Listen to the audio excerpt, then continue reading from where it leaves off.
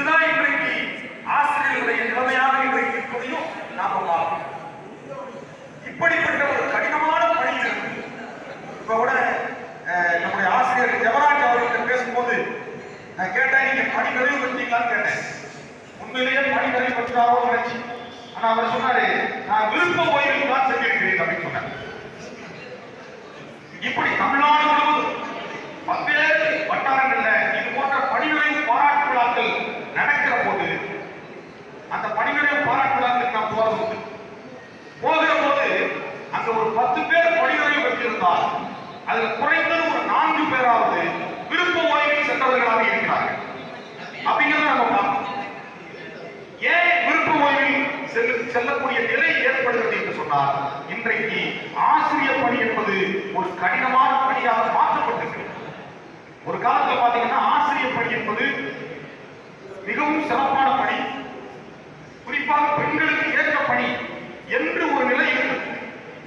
ஆனால் இன்றைக்கு அந்த நிலை மாறி இந்த பணியை விட்டு நாம் எப்போது செல்வோம் என்று எண்ணக்கூடிய ஒரு சூழலை இன்றைக்கு ஆசிரியர் பணி என்பது ஏற்படுத்தி இருக்கிறது அப்படிங்கிறது நான் பார்க்கிறோம்.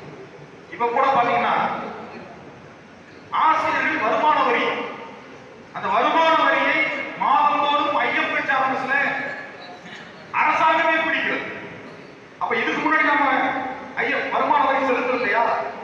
துல்லியமான வருமான வரியை நாம் செலுத்தி இருக்கிறோம், 100% செலுத்தி இருக்கிறோம். மாதந்தோறும் இதே ஐஎஃப்எச் ஆபீஸ்ல நம்முடைய வருமான வரி செலுத்தப்பட்டிருக்கிறது. ஆனால் இப்போ கடந்த சில தினங்களாக இந்த மாத ஊதியத்தில் வருமான வரியை பிடித்தம் செய்வது அப்படிங்கிற நிலைப்பாட்டை எடுத்து தமிழ்நாட்டினுடைய நிதித்துறை ஆசிரியர்கள் அரசு ஊழியர்களுடைய ஊதியத்திலிருந்து அவர்களாகவே ஆட்டோமேட்டிக்கா பிடிக்கிற அந்த நிலைக்கு வந்திருக்கிறார்.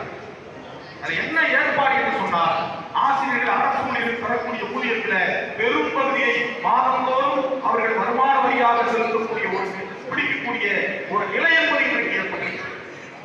மாநிலம் முழுவதும் இன்றைக்கு ஆசிரியர்களும் அரசு ஊழியர்களும் கொந்தளித்து போயிருக்கிறார். ஒவ்வொருத்தருக்கும் எத்தனையோ இஎம்ஐ கட்டணங்கள், எத்தனையோ அவர்கள் மாதத்தோடு செலுத்த வேண்டிய தவணைகள் இருக்கின்றன.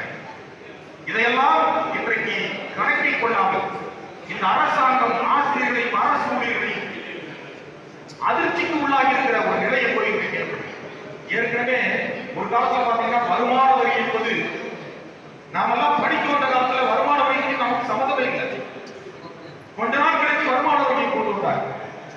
ஏதோ வாங்குகிற சம்பளத்தில் ஒரு கால்வாசியை வருமான வரியாக செலுத்திக் கொண்டிருக்கும். அப்புறம் கொஞ்ச நாள் கழிச்சு மாத ஊதியம்ல ஒரு அரை மாத சம்பளத்தை செலுத்தினோம், அப்புறம் 1 மாத சம்பளத்தை செலுத்தினோம், அப்புறம் இப்போ 1.5 மாத சம்பளத்தை செலுத்திக் கொண்டிருக்கிறோம். இப்படியே போச்சுன்னா இந்த கொஞ்ச நாள் கழிச்சு 2 மாத ஊதியத்தை செலுத்த வேண்டிய நிலை ஏற்படும். எந்த விதத்திலும் வருமான வரி உச்சவரம்பை குறைக்கின்ற நிலை என்பது இல்லை.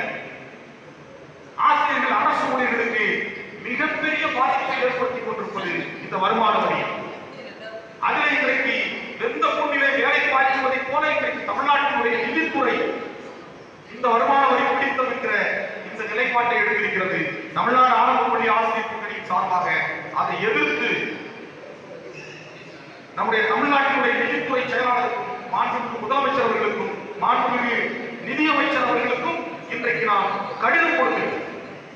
இது தவறானது, ஆசிரியர்களை அரசு ஊழியர்களை கடுமையாக பாதிக்கக்கூடிய என்கிற அந்த செய்தியை, அந்த கோரிக்கையை நாம் அவர்களுக்கு தெரிவித்திருக்கிறோம்.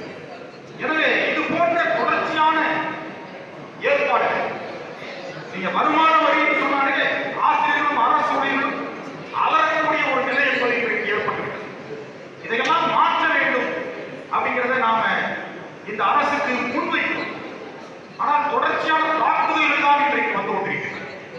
இத்தனை இடர்பாடுகளையும் தாண்டி நம்முடைய ஆசிரியர் பெருமக்கள் 11 பேர் அவர்கள் பணி நிறைவு பெற்று மகிழ்ச்சியோடு